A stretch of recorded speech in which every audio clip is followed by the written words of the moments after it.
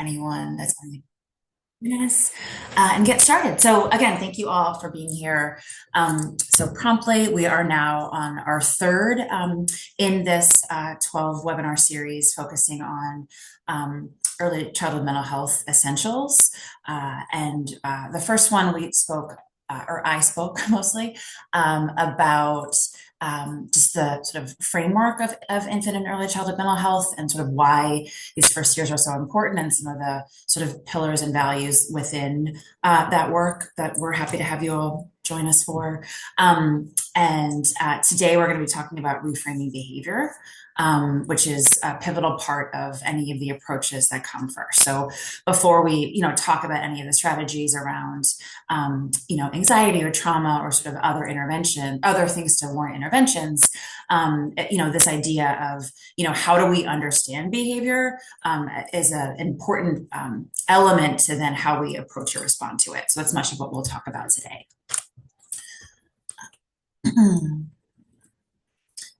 This is being recorded, and hopefully you're all okay with that.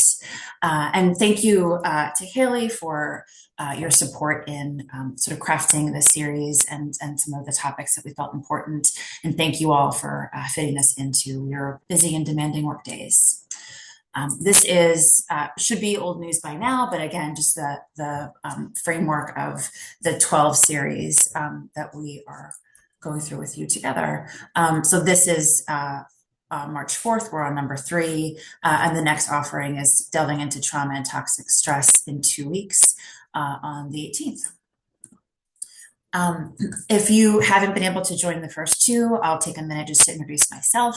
So I'm Kate Sweeney. I'm a clinical social worker by training and have really dedicated all of my clinical and programmatic work to the work of parents, families, and very young children, and have had the opportunity to do that in a range of places, including primary care, early Head Start, mental health clinics, and have the opportunity to partner with Haley and the team on your grant to expand and deepen services for young kids and families in your region. And it's a privilege to do so.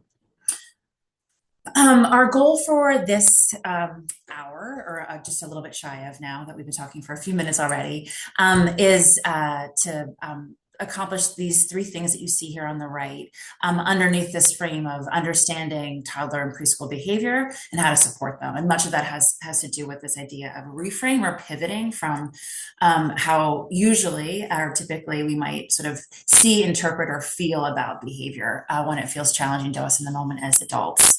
So, our hope is that we'll explore the developmental expectations of young kids and how that sort of is an important factor to consider when we're understanding or interpreting or dealing with their behavior. Again, look at emotional regulation and practical strategies to respond to these moments of challenging behaviors with empathy and intention, and really this idea of sort of adult-led support and regulation at first.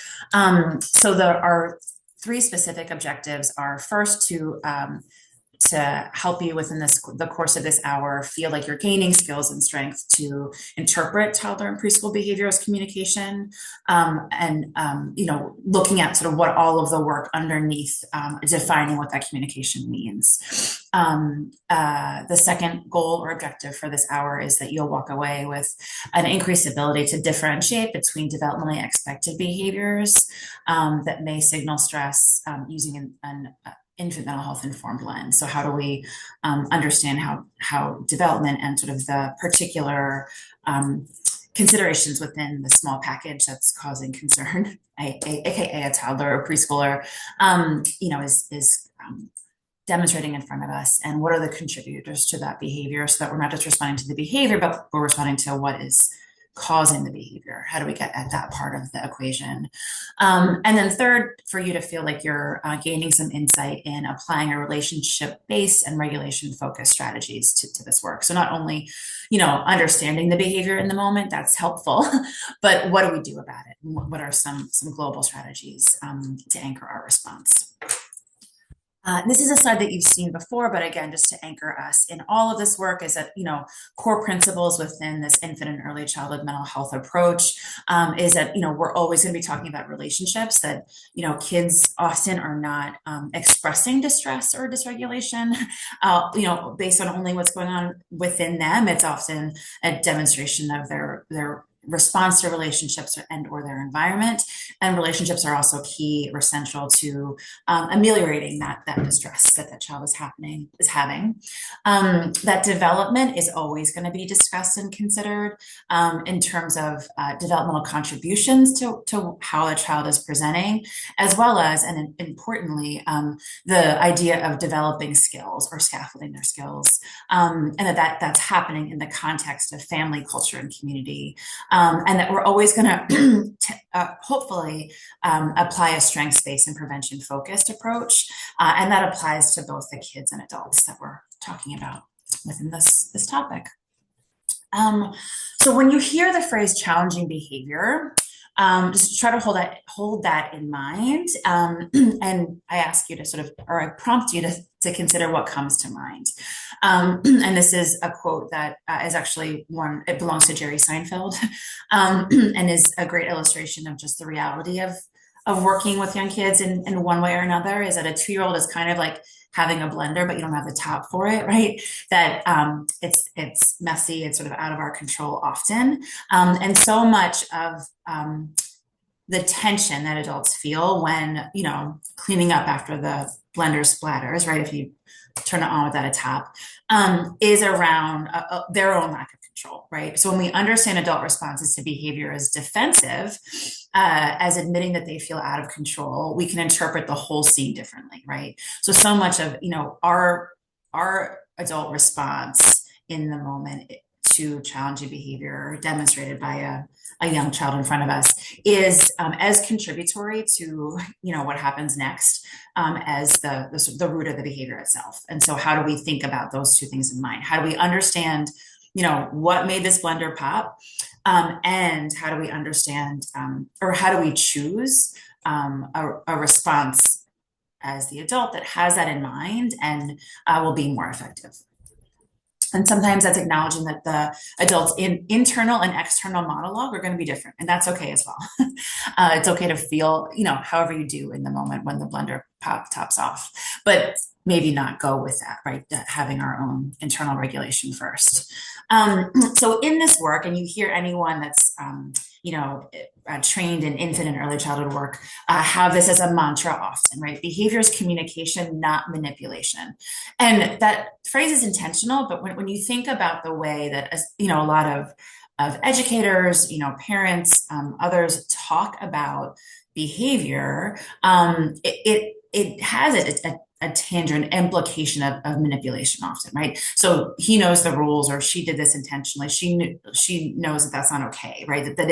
So implying that it's a choice, and that the consequence was considered logically and decided anyway by this 3 or 4-year-old in front of us.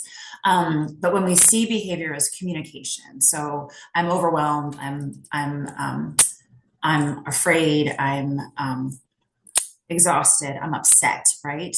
That, and we focus on what the feeling is as being communicated versus the consequence of behavior. We can deal with both, but if we focus first on the feeling behind it, it allows us to choose a different response.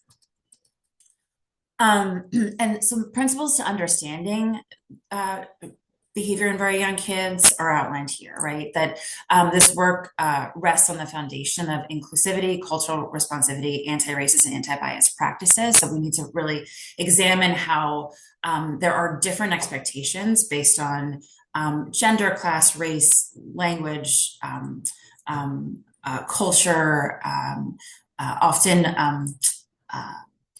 I'm trying to think of the right term, but based on the era that you grew up with, right? There's some different expectations around behavior in different settings, and those can all be very unique to those factors. And so whenever we're interpreting or responding to behavior, knowing that our our expectation of how a kindergartner acts in a classroom, or how a child would act sitting so the top seat of a strolled cart in a grocery store, is based on our experience, and how are we sort of flexible and amenable to different cultural, racial ability levels, when we are responding to behavior, and that not everyone always acts the same. But social emotional development is foundation for all other developmental domains, right? And that we just sort of prioritize it and not have it as sort of set aside as other. But the same way that we think about, domains of development around gross motor, around language, communication, et cetera, we need to think about the social emotional skills being adult taught and driven and supported, and dial up some strategies to do those. And we'll talk about those within this hour. That children need to be taught social emotional skills and expectations, right? So often, and this can be true of, of kids, it's often demonstrated by kids, but it can be true of ourselves as well. That if we go into, a new ethnic restaurant, and there's different utensils, and we're sort of caught off guard, like what do I use with what, and how do I operate here? What are the sort of behavior rules of enjoying this meal? It's the same sort of thing, that like often we don't think as proactively around the need to teach social skills, and we don't think as proactively around the need to sort of make expectations around social interactions and behavior clear, that we're all benefited by doing that, and that it also really just sort of quells the anxiety within us if we do that.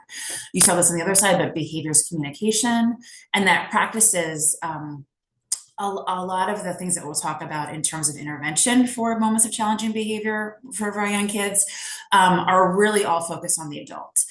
So yes, the child is the one that has us all paying attention, but the adult is where you're going to see, the adult response is where you're going to initiate behavior change. And for some, that can feel like you need to sort of sell that idea a little bit. I think the good thing is often that, I can't control what my 4-year-old is doing in the moment, actually, but I can control how I respond.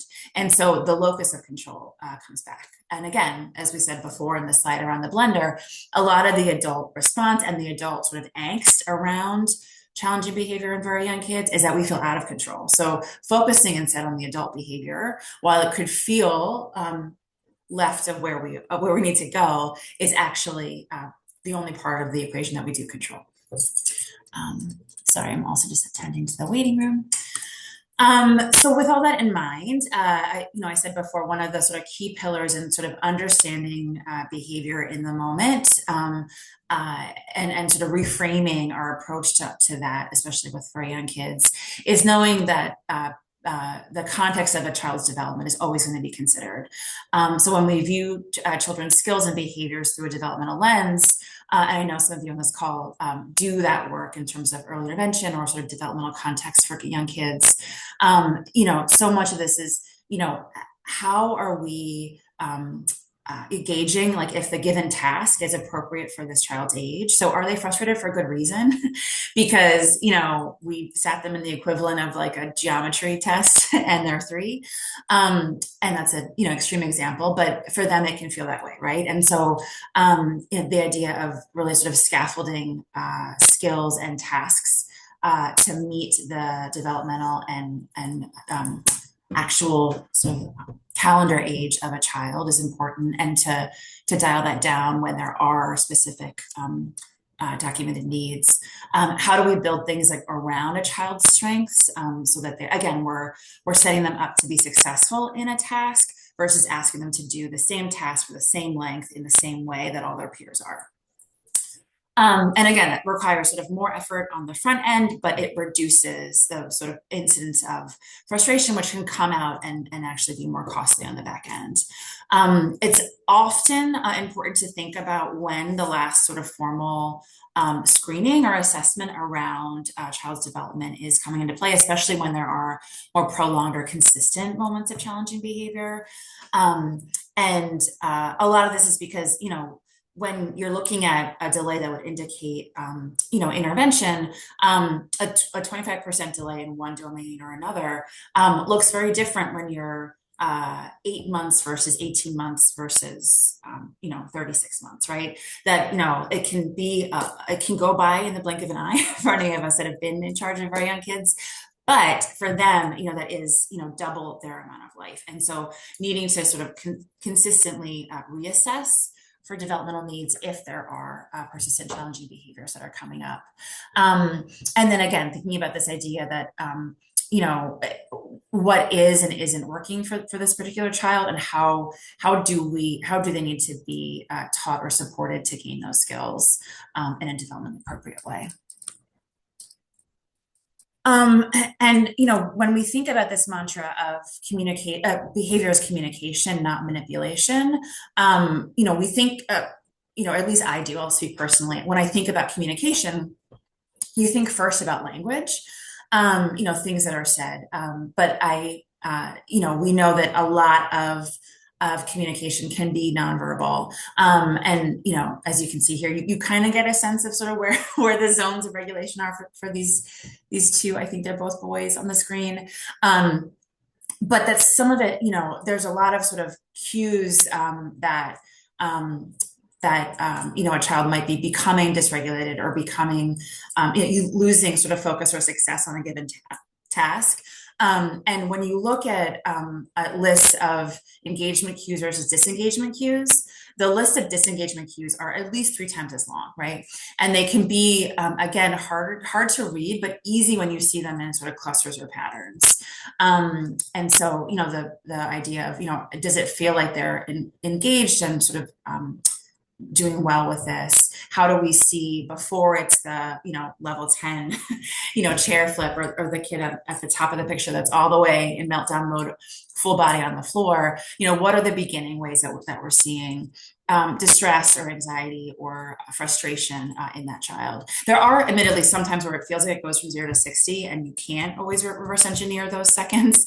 But, the idea of pushing in more. And this is where the mantra around this being sort of strengths-based and prevention focused, not waiting until it gets to a full-blown distress level, but how do I begin to see cues? And sometimes it is just that co-regulation with an adult for a moment, to then sort of to refocus, or the reinforcement of I'm here to help you, but how do we begin to sort of see those things? The other thing that is incredibly important, not only just considering the unique developmental needs of the child in front of us, but to understand a bit more about their temperament and their range of experiences. So that's all sort of coming into play in context with respect to sort of how we're understanding the challenging behavior or this moment of behavior. And temperament, as you can see in the handout here, and I'm happy to send these, Haley, as support documents with the recording and the evaluation, so that you can send this out to everybody all at once. But temperament is generally considered, a trait around, someone's ability to sort of tolerate and experience different activities. And it's considered very consistent over the trajectory of one's lifetime. There can be sort of certain, very specific things that might like shift someone's temperament or sort of dial their temperament up or down. But in general, when you do assessments of temperament at, toddlerhood, and again, in adolescence, and again, later in life, they fall into the same categories. And both for individuals themselves, as well as for the adults that are planning activities for these kids, whether it be, family, educator, et cetera, it's very helpful to have an understanding of a child's temperament and to be able to use that as you're planning. So sometimes it could be, knowing that a child is, very distractible, or, high on the distractible scale, not always just getting them in trouble for being distracted, but, what are sort of considerations around classroom placement, around when there is a very sort of, a more sort of demanding task that they're in, are they in a quieter space, away from a larger part of their peers, not to label them or not to to separate them, but to give them an opportunity to be successful in that task, right? Another sort of common example of using temperament to interpret and support positive behavior, kids that are sort of very active and need a lot of opportunity to release. You can see the first trait activity level. And you know that you're going to go from the doctor's office, which has a long wait period often because time doesn't exist in doctor's offices, right? To the grocery store, to then picking up older sibling from soccer practice. Can you schedule it so that you're allowing the child to go on the playground for 15 minutes before those three tasks, so there is some release of that energy, right? So again, this is just a tool to kind of better understand the child in front of you, because we all come with sort of different levels and different sort of temperaments. And you can see, I'll just walk you through if you haven't scanned already, but the trait column on the left of this flyer, or one pager rather, looks at, what sort of personality trait that they're considering. And then the whole idea is that you're on sort of one end or another, or in the middle of that continuum, right? So activity level, being very active versus not so active, distractibility, intensity. So how intense are they presenting? These are the sort of chill kids versus the kids that, come in. And again, intensity doesn't have to be bad, right? It's not a matter of labeling any of these things, but how do we just sort of understand this and plan around this, and know that this is, part of the package that is in front of us. So regularity, so how regular versus unpredictable are they? What is their sensory threshold? So are they very sensitive to sensory stimuli? Are they not? What is their approach withdrawal? So tendency to approach or withdraw. So these are the kids that are sort of slow to warm and might like cling to a parent, even if it's going to their cousin's house that they go to regularly. At first, and then warm up, and I used to say with my oldest, it was like I would bring a different kid to the party than I would leave with, because she would be so clingy, and then it would be like a lot of prompts to get her to leave, but it just took her more time to warm up. Adaptability, so are they flexible, or are they a little bit more rigid? Persistence, and so this is when you think about tasks, is this a kid that needs a lot of help to sort of see a task all the way through? Are they easily frustrated? Are they easily distractible? Or are they sort of, are they one of those kids that just has that inner drive to finish it? And then same with mood. So you can see, when you have language with caregivers and with families around the temperament of a given child, it can really help unlock some of the things that just feel frustrating when, because the adults are only dealing with the consequence of not planning around that temperament. Another one in the waiting room. So the behavior that a child is presenting with doesn't tell us what to do, but understanding the meaning or the function does, right? And so again, this is where the cause of the behavior happens before the behavior happens. And so often when we're responding to behavior, we're responding to the toy that was thrown, the word that was said, right? The running that happened, and the child is being asked to explain and justify what happened when they're in a reaction mode, versus any of us understanding sort of what caused that thing to happen, right? So are they trying to say, I want or need something, and that could be a toy, an adult, a friend, a hug, to keep doing what I'm doing, so I don't want to end this, this task, this thing that's fun, or are they trying to avoid? So are they trying to avoid playing with a group of kids, and you can see sort of the push-pull here of like a child that wants to play but doesn't know how to sort of insert themselves into a group on the playground. And so, and that can look, if not supported or sort of taught and reinforced and practiced and all those things, that can look more negative. And then you're responding to, the thing that didn't go well, versus they're like helping them fulfill that desire. Are they, avoiding loud noises, avoiding stopping what they're doing? So again, like trying to hold it in our minds that we are, yes, reacting to the blender splatter that happened, but how are we also understanding the root of that as well? So if we think about behavior as having a function, and again, these are some of the things often having to do with peers or adults, so relationships, coming into play, their ability to tolerate or complete a task or engage with a task, or something sensory are often sort of triggers that come into play. And I say this to sort of raise these questions. It's not always easily determined what's at the root of these, but if we begin to sort of look under the hood and try to understand this, the more that we sort of piece things together and look at behavior over time, we can begin to gather some data that helps us form an understanding of what would help this child in this moment. So again, going from, reframing the lens of what's wrong with this child or why did she do this, to what is this child telling us, right? So they might not be telling us in the way that we like, right? No one likes to interfere when there was a bite or a push or a shove, right? Or, a child gets frustrated and so they rip up the paper, right? But the paper ripping is not what they're trying to tell us, right? They're trying to tell us that, they need some support. This is, when we think about, behavior in that way, we can understand that the idea of behavior charts that are sort of scoring when a child is not acting the way that is expected is really the opposite of what's needed. They're tracking the surface, not the need. So real change is coming from teaching skills, not telling behaviors.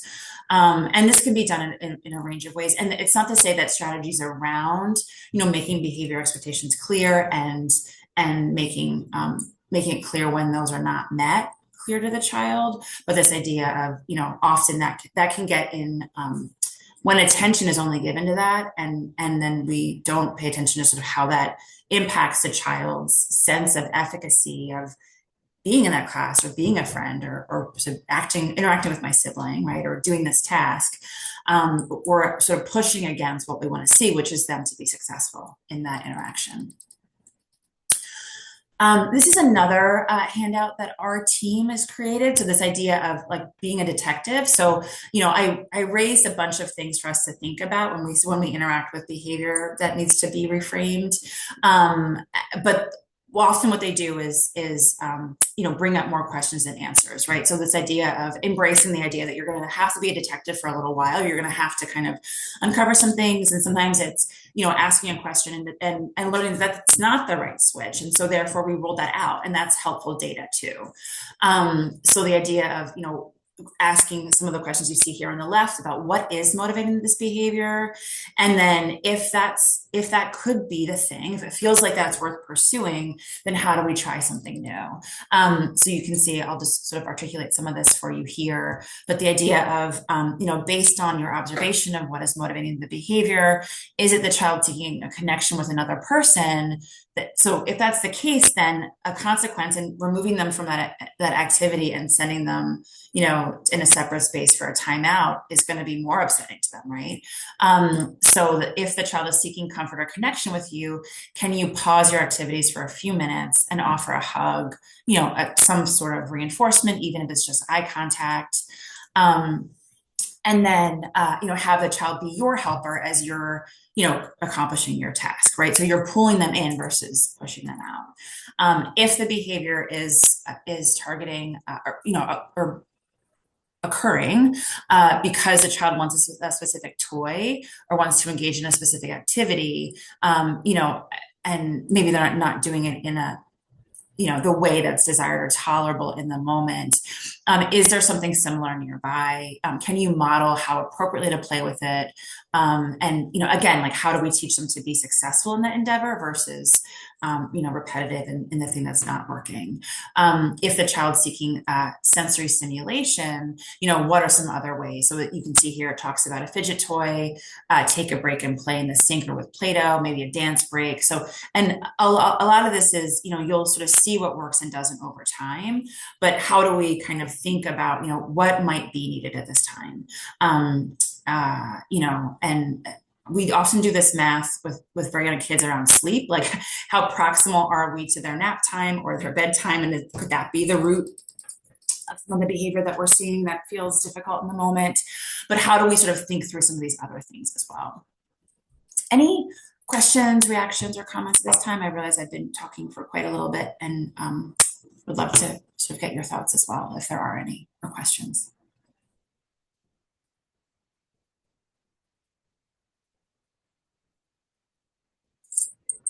Okay, well, feel free to pipe in if there are. Um, so wanting to, and you guys can chime in the chat here, but have you ever misinterpreted a child's behavior before understanding the context? Maybe people could say, yes, I've done that at least once before, or no, I've never misinterpreted a child's behavior.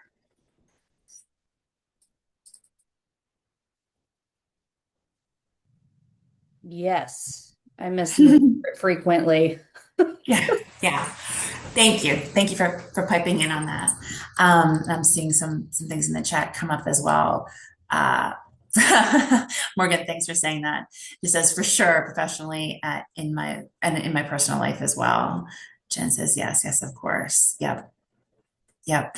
And so thank you all for all saying yes. And the implied answer is yes, right? And so much of this is like, how do we kind of like embrace that, right? That it removes us from having to be this like all-knowing, all like, consistently interpreting person that has all the answers. And we're learning this child, whether it be ours or a child that we're caring for or whatever, we're learning them now, right? And even if we've known them for quite some time, we're learning them with a different skill or a different environment or a different task. And so, this idea of embracing that we might be misinterpreting a behavior, that we need to understand more about the context for the child, is something that relieves a little of the pressure on us as well in the work, and any parents or educators or others that you're working with. So much of the sort of adult detective posture that I was just sort of talking through is very reliant on adult regulation, right? So and I say this to say that feels obvious, right? But often when we're interacting with moments of behavior in an infant, toddler, or preschooler that feel challenging to us, our natural response is to get dysregulated, right? So part of what we need to do is just be intentional and give ourselves space to regulate so that we can do all of that, pondering the detective work of kind of understanding the child in front of us, right? And so, often we don't, and I'll speak for myself again, I don't always know that I'm dysregulated until it's at a higher level, right? So it takes practice for me and intention for me to kind of really read my own cues. And I've learned the benefit of doing that over time, but sometimes you don't see it until you react bigger than you wanted to, or yell, or whatever it might be. And so how do we know that those things will happen? Because it takes a lot of mental math to sort of respond and choose our responses correctly in the moment, and that we're human as well, right? So allowing that, but focusing on our own regulation so that we can be responsive, and understand and interpret a child's presentation as best we can. And that's why, again, this sort of cell of focusing on the adults when the kids are the ones that are acting badly can often be, a cell that we need to make, or something that we need to convince people of.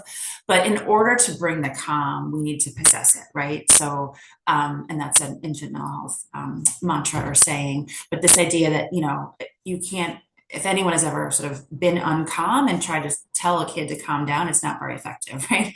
If you've ever seen sort of a very stressed adult try to soothe a crying baby, it feels that's a hard task to accomplish, right? And part of that is because kids are naturally cued in, whether it be their third grade teacher or their grandparents picking them up. They're naturally cued in to kind of read how is this adult doing, and often regulation requires support in co-regulation requires our own regulation, right? We can't, calm the waters if we have our own internal storm.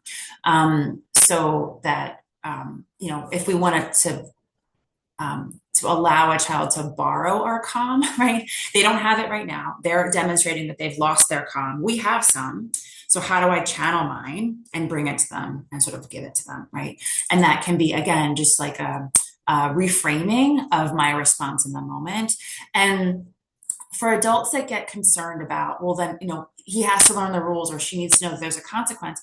You can do those things. You can talk through with the child, that you can't bite, you can't push, whatever, but once they're regulated, right? Because if anybody's tried to have a conversation with somebody when they're very upset, it's nearly impossible, right? That their sort of logical brain is not on board. And so any sort of benefit or any sort of moments or teaching opportunities around acceptable behaviors and sort of those types of things, need to be done once that regulation is regained or borrowed from us. And so the first intervention is always going to be regulation for sure. Whoops. And so this is another handout that I'll send along, but we developed a series of one-pagers to sort of support practices. And this is looking at, like, in the moment, before you intervene and support a child that's having a hard time, you have to keep yourself in the moment. You have to access your thinking brain, meaning regulate yourself. Give the child a model to mirror, right? Again, come to them with calm. And so much of this also is reinforcing, and we'll talk about this next time as well in some of the sort of trauma-rooted strategies. But, in this moment, we need to reinforce, like, security and safety. So this idea that you're very upset, I get that, but I am calm enough to contain that, right? So versus you're upset and you're upsetting me and I'm spinning out, right? Because that's going to be escalating to a child versus de-escalating. Right. Offer, loving physical touch if that's something that the child, can tolerate and is appropriate. Remind children of calming strategies and practice these with them. Then you can go on to naming the problem, offering solutions, and offering an alternative activity. Right. So all of those things that we do first often around, why did you do this? XYZ, or asking them to sort of, retain the task of putting away the toy or whatever it might be. It has to come after those sort of things that are first rooted in regulation and really dependent on the child not being in isolation to accomplish that task. This is just, again, another sort of mantra. If the goal of today's webinar is really to sort of support rethinking or sort of re-understanding of child's behavior, reframing how we think about this discipline or our response is important. This Rumi quote, in my mind, captures that well. He says, raise your words, not your voice. It is rain that grows flowers, not thunder, right? And so again, that's not to say that I never yell. I wish I could say that. That's not the case. My kids would combat that argument. But how are we intentional about raising words over our voice? How are we intentional about, the objective isn't to have the loudest voice. The objective is to gain the child's attention and support their understanding of, appropriate responses, not appropriate response, the consequences of, hitting, throwing, whatever it might be for themselves and for another child, if that was in the mix. And if all that is done loudly, or all that is done in sort of a very punitive discipline approach, then that increases the child's internal anxiety, or they're further dysregulated, meaning any lessons we thought we were giving in those moments are really not hitting as solidly as they could if they were given in a sort of calmer, more regulated teaching opportunity. Any thoughts or responses or reactions to sort of that as an approach? And I'm not obligating conversation here, just wanting to give people space if they had questions or insights based on sort of thinking about the work in this way.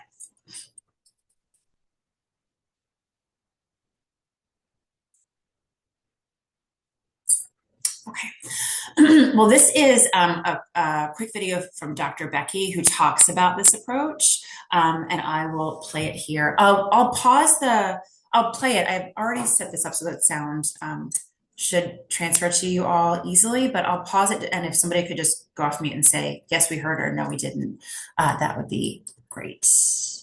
3 reasons why. Did you guys hear the sound?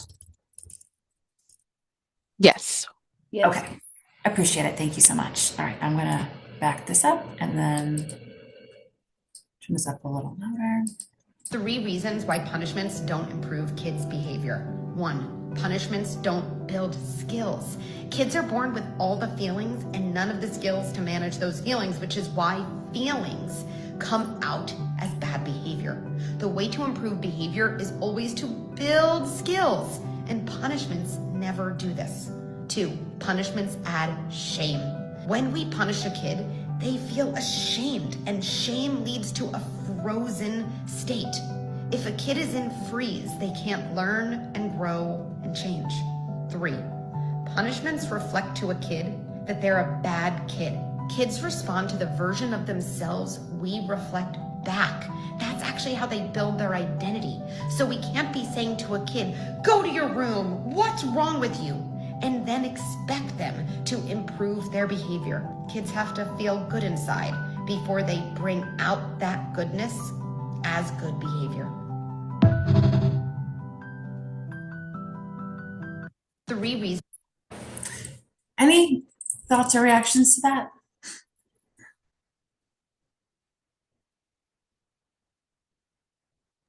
I mean, it makes perfect sense. Think about it, Yeah, yeah. Jess says love it. Yeah, I mean, I find her approach to be just sort of so entirely logical. And if we were to be honest, with ourselves, like whenever we receive negative, feedback or whatever, that those are often like shutting down moments for us as well, right? And so how a lot of this is how are we just intentional about the response and building up a child's capacity, and that they have to be taught that we can't assume that they know these skills. Some kids are going to naturally, and some of this has to do with like the environments that we set up and their own temperament, but are going to naturally be sort of more cued into friendship skills or sort of those types of things. Some kids sort of need more skill building, but that's the same for any other domain of development. And so we don't interfere with those other ones with punishments. 3 reasons. Okay.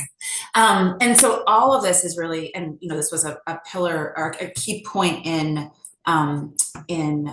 the initial slide that talked about sort of the values of this infant and early childhood mental health approach. But this idea that it's always going to come back to relationships, like our relationship with the child, our relationship with, educational settings, et cetera. Walter Gilliam, who was out of Yale, now is out of University of Washington, I believe. But he's done a lot of this sort of initial work looking at suspension and expulsion rates of young kids within Head Start, preschool settings, et cetera, childcare. And he talks about, how those rates are incredibly high. And often that was because of the need to reframe how we think about responses to behavior in those settings. But his quote here of, I've never seen a case where a child was expelled or expended from a childcare or preschool setting when the parents and teachers knew and liked each other, not once. And so for me, that what that quote implies, and I think it's very important, is that, when there is a relationship with the family and we perceive them as partners, or sort of, working with us, that often behaviors that are challenging can be more tolerated because there's that partnership. And when there isn't that relationship, the consequence of that is comes at the feet of the child, right? You see there are higher rates of expulsion or suspension. So thinking about the idea of relationships as an intervention as well. So again, when we're thinking about responding in the moment to the child and what their behavior might be communicating, right? And we talked about some of these options now. And at first, you're just guessing, right? But I'm overwhelmed. I don't have the words. I need connection. This is too hard. I don't feel safe. It could be many or all of those. It could be, I have a headache. I didn't sleep well last night. It could be many different things, right? From all sorts of different reasons. But first focusing on sort of the brain and regulation, so that we can support them in that moment. And then, which would allow us to understand more what's going on for them. Uh, One thing that is really important as well in sort of some strategies around responding to feedback, I'm sorry, responding to challenging behaviors, I was seeing feedback on the screen, is this idea that often kids are told what not to do and not told as much what to do, right? Or when they're doing something well, we don't sort of pause and sort of shine a light on that or give them feedback about that. So this idea, and this is from NCPMI, is the National Center for Pyramid Model Innovations, and it's a social emotional sort of approach to supporting kids in this sort of age group.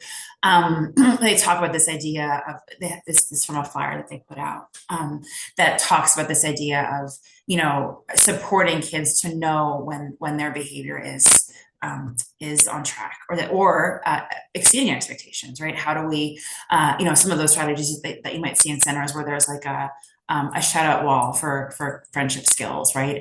How do we give them feedback around what they're doing? And the importance of, you can see it described here as positive descriptive feedback. So not just good job or good boy, right? Because that when you hear that, you know that someone's happy with you, but you don't necessarily always know why, right? Because, in the mind of a kid, they're, completing a task and then getting in line. Many things can happen in between that task and waiting in line, right? And so if you're telling them good job, they don't always know why, right? But if you're able to give them, and this next slide gives some examples of what a good friend, you helped Alicia when she fell, right? You're giving them, one of my supervisors used to call it both full body, so what a good friend, and then task specific, like when this happened, you did this, right? So when the blocks fell down, even though that wasn't the center that you were assigned to, you helped your friend clean up, right? So that you're giving them, information about the behavior that you saw that was, seemed positive, and them accomplishing that. Not only does that, do all of the things that go against what Dr. Becky was saying about punishment, right? It makes them feel like they have skills and are doing a good job and belong in this space, right? And feel good about themselves in this space. But it also just gives them data on what to reinforce. And then it does a lot for the relationship as well, right? That when when they feel good about how they're doing, they're going to feel good about the person that told them that. It's going to sort of seed all those things. And then, when behavior is, consistently happening and there needs to be, some other or some sort of deeper look at what's going on, a couple of stress signals might be coming out. So when we see like sudden behavior changes, so, something that, is markedly different than how a child was presenting before, or their ability to tolerate a task, is much lower than it was before. Aggression beyond developmental norms, right? So we know there are books around biting and hitting because toddlers do that naturally. But, is it happening sort of beyond that developmental scope or sort of more frequently? Are they withdrawn? And importantly, is there any regression, right? So were they able to do a task and are you seeing slippage? All of those things also happen developmentally at different times as well. It's natural to see regression in some developmental tasks when there's another sort of big skill that's scaffolding. So some of this again is embracing the we don't quite know, but we're wondering posture. And we're going to talk through in our last couple of minutes together just a couple of vignettes, and would love to invite you to go off mute or sort of type in the chat. And I think it's generous to call this a vignette because it's literally just this line here, but it's a scene, right? So Liam is 2.5 years old, screams and throws himself on the floor when his caregiver says no to candy at a checkout. So they're at the grocery store. Caregiver feels embarrassed and pulls him up quickly saying, "Stop it, you're fine." Right? And maybe sort of in a tense way like that. So what might Liam be communicating? And feel free to chime in. So he's been told no, and he's thrown himself on the floor.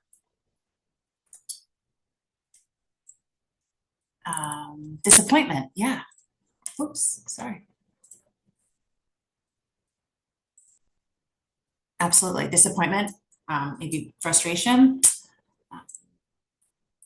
Yep, he's frustrated. He wants candy and feels disappointed. Yeah. And it could also, depending on time of day, it could be that, he's tired, he's hungry, right? They were in the grocery store for far too long, according to a 2.5-year-old. What is developmentally expected here? So when we think about a 2.5-year-old, is a tantrum when they're told no within the realm of developmentally understandable? For him to get upset. And actually, Morgan, I really like how you phrase that, right? So it's expected that he would get upset by that, right? And understood. None of us like to be told no, right? Especially when candy's involved. And so some of it is, like how do we allow that emotion, but teach a different response, right? A different reaction to that emotion. What could co-regulation look like? So I would argue that the response from the caregiver, and we know that it's because there's some embarrassment, this is, done publicly, it feels like, they're being demonstrated as maybe not an effective caregiver in the moment. So they sort of pull him up quickly and say, stop, you're fine, right? So what would a co-regulation response be?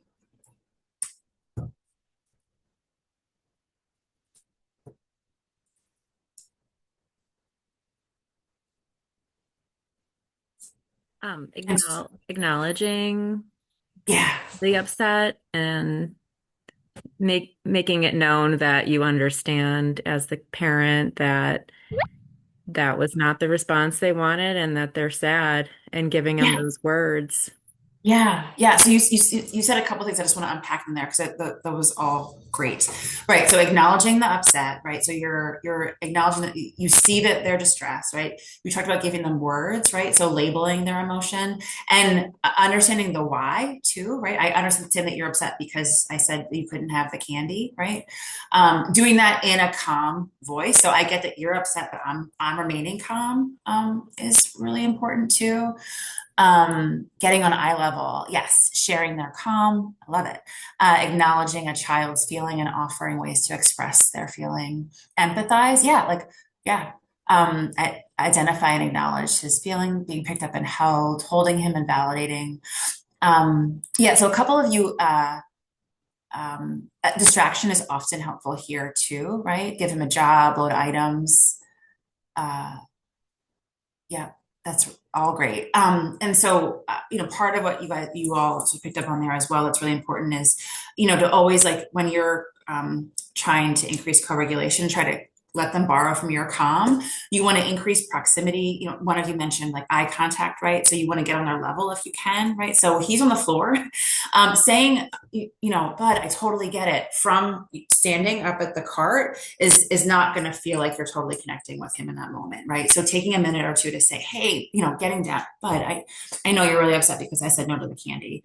And, that would make me upset too. But, we're at the checkout. There's a lot of people. I really need you to, give me a hug if you can right now and help me scan the items in the cart, and we can get home and we can do X, Y, Z, right? And it just takes a minute. It can feel embarrassing or not, but that, what happens in the stop it, you're fine is in my guess, and again, this is a 2-line vignette, but not going to totally terminate the behavior, right? So I might end up leading to more embarrassment if that's how I feel in the moment, because the stop it, you're fine is a kid's not going to say, yeah, you know what, I'm good, thanks. So trying to embrace the connection and communication there. But love all the suggestions you guys gave in the chat. For the sake of our time, because we just have 2 more minutes, we won't go through the same process, but this is just an example of a 4-year-old, right? Hits peers during transition in our preschool classroom. Staff describe her as aggressive and attention seeking. So what might be missing? Again, like putting on that detective hat around what might be going on for her, and how might we support her with a different illustration of the need and understand what the need is. And then thinking as you're, in whatever roles you carry in your work, coaching, the adults that you work with to sort of take on this stance or to take it on yourself, trying to think about like what's hardest. Is it to to stay calm in the moment? Is it hardest to know what to say, or to consistently do that? And then to have some strategies around any of those things. But that, all of the examples that you gave around knowing what to say are really, you guys hit the nail on the head. It's really labeling of emotion, identifying that there's understanding of that emotion, and then supporting them. Quickly, as we're winding down, so key takeaways from this hour is that behavior is communication, development matters, and temperament counts. So as we're trying to understand, the behavior, having those two things in mind as informants of what might be going on. Stress shows up as behavior, regulation is relational, and a calm adult is the first intervention. With that, would welcome any key takeaways. I will put the link in the chat for the evaluation, but I know that Haley will send that out as follow-up as well, and that we're at our time. So thank you so much for the time and for joining today.